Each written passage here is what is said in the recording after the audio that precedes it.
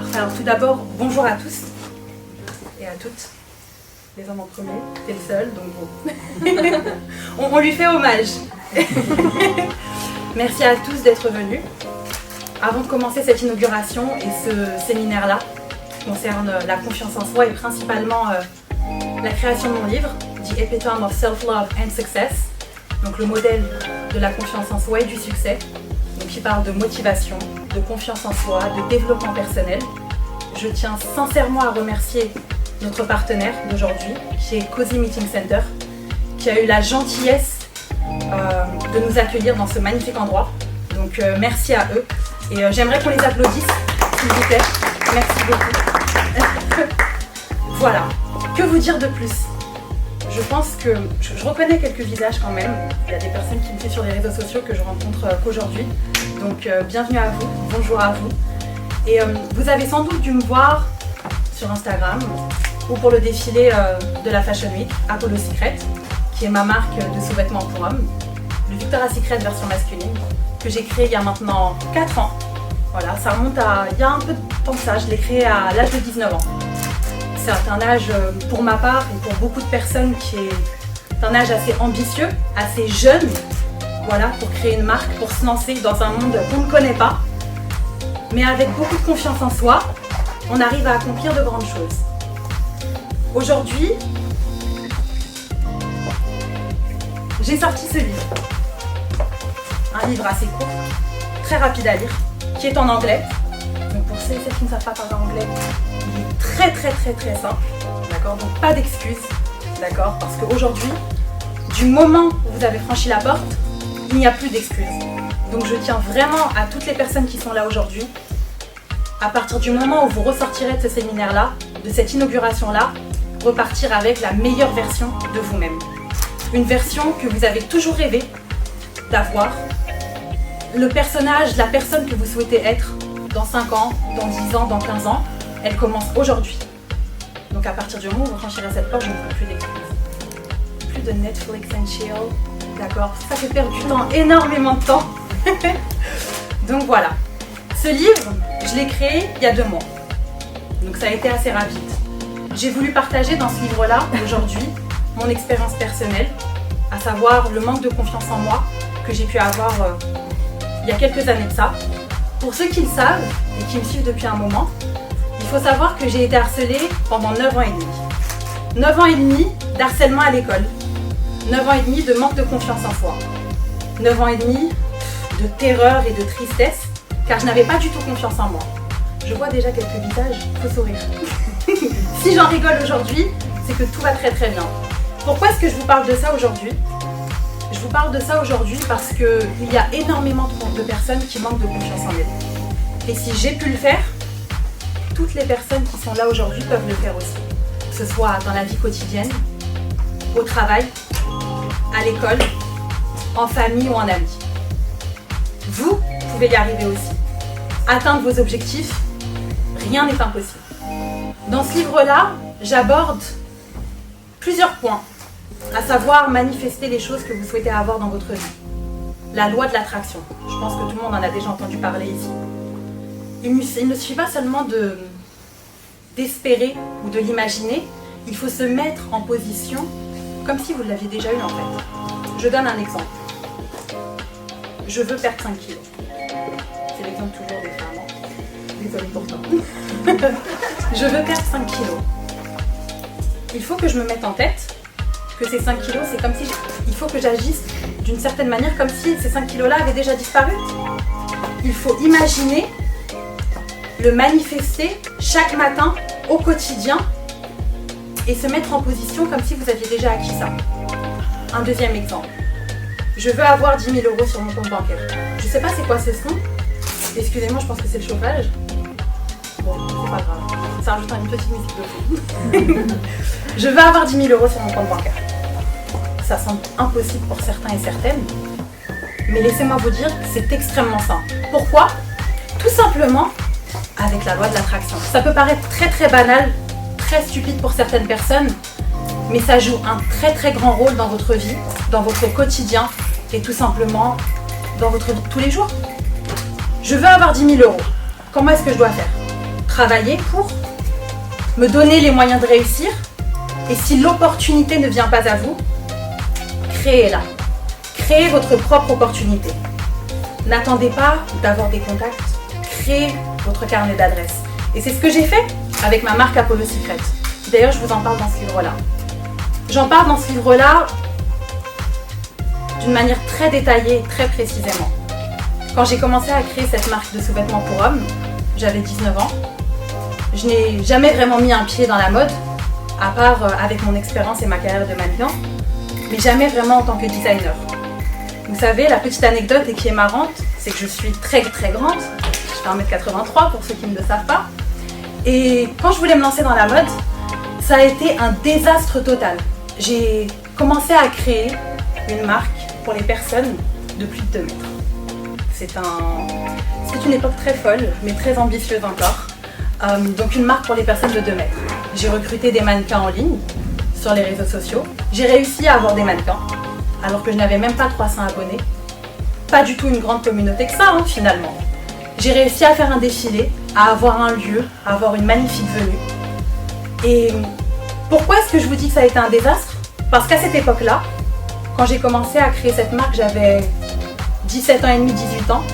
Donc j'étais encore plus jeune que ça. Et c'était une année où j'avais énormément de manque de confiance en moi-même. Je m'étais entourée de très mauvaises personnes, des personnes qui me rabaissaient énormément. Et au final, pourquoi est-ce que je vous parle de ça? Parce que votre entourage va déterminer votre futur. Si vous vous entourez de personnes négatives, si vous vous entourez de personnes qui ne veulent pas votre bien ou qui ne pensent pas pareil que vous, il faut couper ces personnes de votre cercle. Même si ces personnes-là sont gentilles, marrantes. On me donne souvent ces arguments-là. Oui, mais je peux pas arrêter d'être amie avec elle, elle est gentille. Mais est-ce qu'elle pense comme toi? Est-ce que cette personne pense aussi loin que ce que tu penses toi? Est-ce que cette personne a les mêmes aspirations que toi? Non. Donc cette personne-là, il faut la couper. Il faut savoir être égoïste avec soi-même. Ce n'est pas quelque chose de mauvais, au contraire, c'est quelque chose de très bien. C'est quelque chose qui est bénéfique pour soi et bénéfique pour la carrière que vous aspirez à avoir et pour la personne que vous aspirez être, tout simplement. Il faut savoir que la confiance en soi, c'est l'un des piliers principaux du succès. Si vous avez confiance en vous, vous avez déjà accompli la moitié du chemin. Vous avez déjà gagné la moitié de la bataille. C'est déjà un grand chemin. Vous avez fait un grand pas. Et j'insiste vraiment sur ça, tout simplement parce que sans confiance en soi, malheureusement, et j'insiste encore sur ça parce que j'en parle dans ce livre-là, sans confiance en soi, vous ne pouvez rien faire. C'est quelque chose de négatif, vous allez me dire, mais c'est un fait. Sans confiance en soi, vous ne pouvez pas réaliser les rêves que vous voulez, parce que vous allez hésiter de vous lancer dans un projet. Vous allez hésiter d'aborder certaines personnes que vous ne connaissez pas, par peur que cette personne ne croit pas en vos rêves. Donc croyez en vos rêves aussi fort que vous le pouvez, même si ça peut paraître complètement fou. Tout comme le défilé de personnes de 2 mètres que j'ai fait et qui a complètement échoué. Pour vous dire, il y avait 5 personnes qui étaient là ce jour-là, et j'ai quand même fait le défilé. Les personnes qui m'entouraient à l'époque me disaient d'abandonner. Et la petite anecdote, qui est d'ailleurs très drôle, comment faire un défilé sans vêtements? J'ai tout simplement acheté des t-shirts, et je me rappelle de la marque, c'était à Primark. Voilà, j'avais acheté des t-shirts à Primark. Et j'ai tout simplement pris de la peinture pour les vêtements, et j'ai customisé ça à ma manière. Je voulais tellement le faire et j'y croyais tellement fort que j'ai fini par le faire. Est-ce que ça a réussi? Non, ça n'a pas réussi, mais au moins je l'ai fait. Et pourquoi est-ce que je vous parle de cette non-réussite-là? Tout simplement pour vous dire qu'il faut échouer pour réussir. Parce que c'est en échouant qu'on atteint le succès. C'est en échouant qu'on atteint et qu'on réussit à atteindre ses objectifs. C'est en échouant qu'on apprend de ses erreurs. Parce que sans erreur, il n'y a pas de succès. Tout simplement. La confiance en soi, croire en ses rêves, croire en soi-même avant tout, même si c'est votre entourage qui vous dit que ce que vous faites c'est complètement n'importe quoi. Que ce soit la famille, ce qui peut être très dur à supporter, que ce soit votre petit copain ou petite copine, que ce soit vos amis ou des personnes tout simplement qui vous disent non. Si je prends quelques exemples, Et je pense que toutes les personnes dans cette salle-là doivent très très bien savoir qu'il y a énormément d'entrepreneurs qui ont échoué. Énormément d'entrepreneurs à qui on a refusé. On a refusé plusieurs choses. On leur a rionné, c'est le cas de le dire, on leur a rionné, tout en leur disant que leur projet n'allait jamais marcher. On peut prendre le cas par exemple de Eric Thomas, qui est un très grand entrepreneur, un entrepreneur américain, qui a voulu se lancer dans la rédaction de livres et à qui on a tout refusé.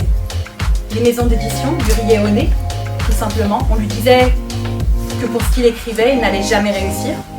Et aujourd'hui, c'est l'un des plus grands entrepreneurs américains, à donner des conférences, à aller au TED Talk et à inspirer un maximum de personnes.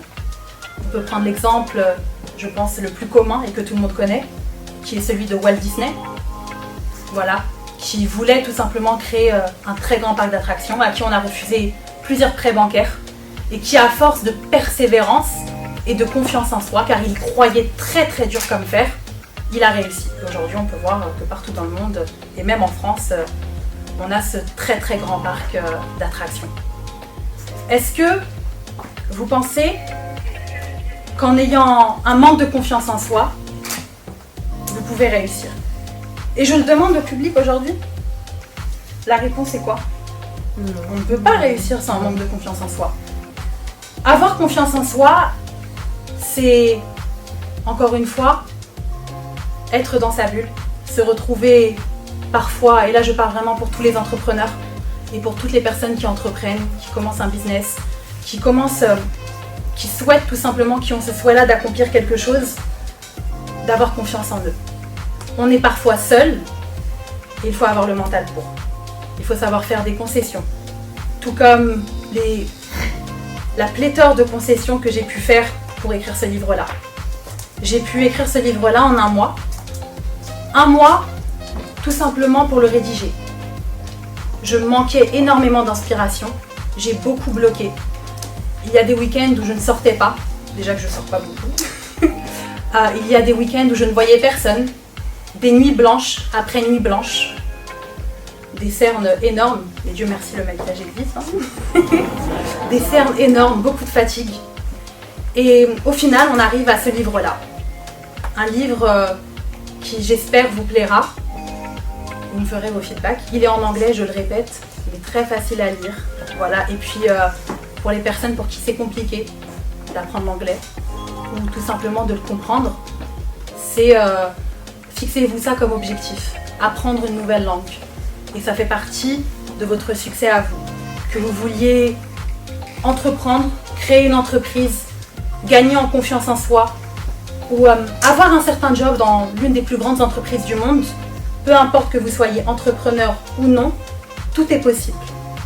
Battez-vous pour vos rêves, battez-vous pour la personne que vous voulez être, tout simplement. Et love yourself as much as you can. Je vais vous lire une phrase en anglais qui est très très simple, où je dis, à la fin du livre, I am a strong woman who is aware of her power. I can achieve and be anything I set my mind to.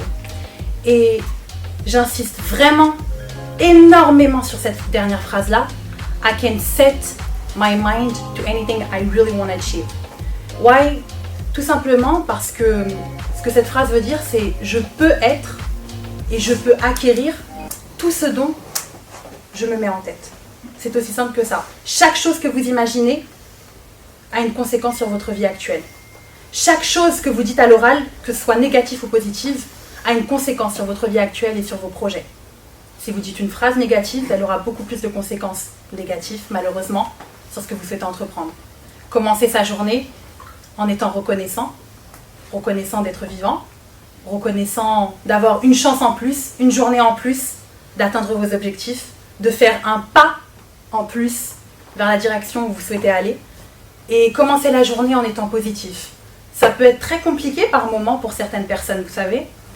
Un exemple qui me revient souvent et que je trouve malheureusement très très regrettable, j'entends souvent dire, et je pense qu'on l'a déjà tous dit malheureusement, moi-même je l'ai déjà dit, mais bon, comme on dit, on apprend des erreurs, c'est « aujourd'hui il ne fait pas très beau, il pleut ou il neige, ah, ça va être une journée de merde. On l'a tous déjà dit. Vous savez l'impact que cette phrase négative peut avoir sur votre journée? Un impact qui, pour certains, peut être complètement... qui peut être invisible, mais sur le long terme, très très conséquent. Commencez votre journée par dire « Il fait pas très beau, mais on va regarder le bon côté des choses. Il fera peut-être beau demain, après-demain. Et puis s'il fait moche aujourd'hui, je resterai chez moi et je travaillerai sur mes projets. » Sachez faire des concessions pour ce que vous voulez avoir. N'ayez pas peur de dire non. N'ayez pas peur de foncer dans l'inconnu, tout comme j'ai pu foncer dans l'inconnu. Et dans l'inconnu, par exemple, je reviens à ma marque Apollo Secret, un inconnu qui me faisait énormément peur, un inconnu où j'ai commencé en étant seule sans avoir d'équipe, tout simplement, où j'organisais tout de A à Z, et j'ai eu la magnifique chance d'être bien entourée de ma famille et de personnes qui me tiennent à cœur, qui ne sont pas là malheureusement aujourd'hui. Mais entourez-vous de bonnes personnes et lancez-vous, tout simplement. Lancez-vous tout comme je me suis lancée. Lancez-vous dans le vide, même si ça fait peur. C'est un exemple qui peut représenter ce que je dis, c'est vous vous jetez d'une falaise. Mais en bas, il ne faut pas imaginer, c'est un exemple qui est assez fou, hein. Mais je suis au bord d'une falaise, et si je me jette? La majorité des gens, et 95% des gens, et je suis gentille, 95% des gens vont dire, si je me lance de cette falaise-là, je vais échouer, il y aura des pierres en bas, je vais me casser la gueule. Les 5% vont plutôt se dire, non, je vais tomber dans l'eau, je vais savoir nager et remonter à la pente. Tout simplement. C'est un exemple très banal, très simple à comprendre, mais que beaucoup de personnes malheureusement ont énormément de mal à appliquer. Donc, pour finir sur ce petit discours, n'ayez pas peur d'entreprendre, n'ayez pas peur d'avoir confiance en vous. Après tout, on n'a qu'une vie, une vie qu'il faut apprécier, croquer la vie à pleines dents, comme je le dis toujours, et être reconnaissant pour même les toutes petites choses du quotidien. Merci à tous.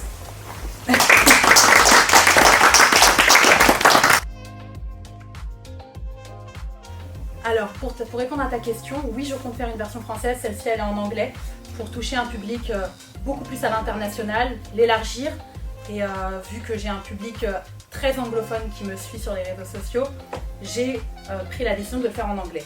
Mais la version française arrive fin mai, le 30 mai exactement, qui sortira sur Amazon ainsi que sur toutes les autres plateformes, à savoir la FNAC, et je vous laisserai découvrir le reste. Donc profitez-en, est-ce que vous avez des questions? Dis-moi. Moi j'ai une question. Donc tu dis que tu as fait l'écriture du bouquin en 1 mois, mais tu as eu l'idée de l'écrire quand? Est-ce que ça a été difficile? Quelques semaines avant. Ouais, voilà, donc du coup ça a été rapide. Quelques semaines avant, pour répondre à ta question, ce qui m'a vraiment poussée à écrire ce livre-là, ça a été les sorties de mes vidéos sur Instagram, principalement. Des vidéos de motivation que j'ai l'habitude de faire, et mon site internet, yasmineselfcare.com, gardez-le en tête, où je mets principalement des articles sur mon blog de motivation, de confiance en soi. Et je me suis dit pourquoi pas faire un livre. J'ai commencé avec la création d'un e-book. Et l'e-book qui contient la moitié de ce livre-là, une dizaine de pages. J'ai eu quelques très bons feedbacks sur cet e-book-là. Et je me suis dit pourquoi pas en faire un livre, faire la version 2, donc le volume 2. Et tout simplement c'est comme ça que m'est venue l'idée de faire ce livre-là. Mais si vraiment tu parles d'inspiration, l'inspiration m'est venue quelques semaines avant. Ça s'est vraiment fait sur le coup, comme je le dis toujours. Écrire un livre, je sais que ça peut paraître très compliqué. Et être en manque d'inspiration, c'est quelque chose qui est totalement normal. Mais j'ai tout simplement foncé. Et pour être complètement honnête avec toi, je n'avais même pas d'inspiration, ne serait-ce que pour l'introduction. Je me suis dit, je vais écrire, je vais me faire un brainstorming sur des feuilles blanches. Que je garde d'ailleurs en souvenir chez moi, on ne sait jamais. et j'ai commencé à écrire et j'ai bien remis mes idées en place. Je savais quel chapitre je voulais, quel sujet je voulais aborder, et ça s'est fait très naturellement, ça s'est fait tout seul. Donc voilà. Merci. Bien sûr, moi. Je voulais te féliciter pour ta ténacité et vraiment le fait que tu sois autant résiliente à Merci chaque fois. beaucoup. Parce que ce que tu nous as raconté, c'était très touchant. Le fait que tu veuilles te lancer, pour une cause qui te tenait à cœur, Exact. cette femme qui était très grande, etc. C'est vraiment génial. Comment t'as fait toi pour rebondir? Comment t'as travaillé sur toi-même pour ne pas lâcher prise et te dire bon, ce projet-là il n'a pas fonctionné, mais à ce moment-là, ça se trouve tu pourrais le faire à un autre moment et Exactement. ça fonctionnera. C'est quoi les conseils que tu pourrais donner à des personnes qui n'osent pas se lancer ou aussi qui ont raté un projet, qui se disent bon bah du coup il n'y a rien qui peut fonctionner? Je pense que, tu vois, je vais insister sur ça, il n'y a rien qui peut fonctionner justement, il faut se dire qu'il y a tout qui peut fonctionner. Moi, si on me dit demain, est-ce qu'une vache peut voler? Je vais dire oui. Mais vraiment, et c'est très très fou. Mais je vais tellement y croire que pour moi, la vache va voler. Tout simplement. Il ne faut pas se mettre des bâtons dans les roues à soi-même. Je pense qu'on est dans un monde où on est entouré de certaines personnes qui n'osent pas, tu vois. Et toi, tu es la seule personne, justement, qui peut te dire je vais changer ça. Je vais casser ce cycle de non, tout est impossible, je ne peux rien faire, tout est trop compliqué, ça marche pas, tu persistes. Tout simplement. Et j'ai une petite anecdote par rapport à ça. Lors de mon premier défilé, donc Apollo Secret, qui était en 2018, j'avais une dizaine de mannequins. Sur ces 10 mannequins-là, le jour même du défilé, il n'y en avait que 5. Est-ce que j'ai abandonné? Est-ce qu'on fait un défilé avec 5 mannequins seulement, sachant qu'il y a 100 invités? Ça ne se fait pas. Mais je l'ai fait. Je l'ai fait parce que je ne voulais pas abandonner. Je ne voulais pas dire aux invités non, il n'y a que 5 mannequins, ça va être un désastre. Non, au contraire, ça va être original. Il faut savoir retourner les choses et rebondir. D'où le Covid-19 par exemple. Beaucoup de personnes ont complètement abandonné leur projet ou ont complètement mis ça de côté, ont complètement mis leur vie de côté. Et je trouve ça extrêmement regrettable parce que je pense que le Covid-19, bien que ce soit très très fou ce que je vais dire, mais c'est une chance pour chaque personne d'entre nous d'avoir plus de temps dans sa vie, d'avoir plus de temps de se remettre en question et vraiment de se poser la question qu'est-ce que je veux faire de ma vie? Est-ce que je veux continuer à avoir mon 9h-17h ou est-ce que je veux me lancer à temps plein dans une activité qui me passionne énormément? Il faut savoir rebondir sur les choses négatives et tout simplement se lancer. Même si on fonce dans un mur, on prendra un autre mur après, c'est pas grave.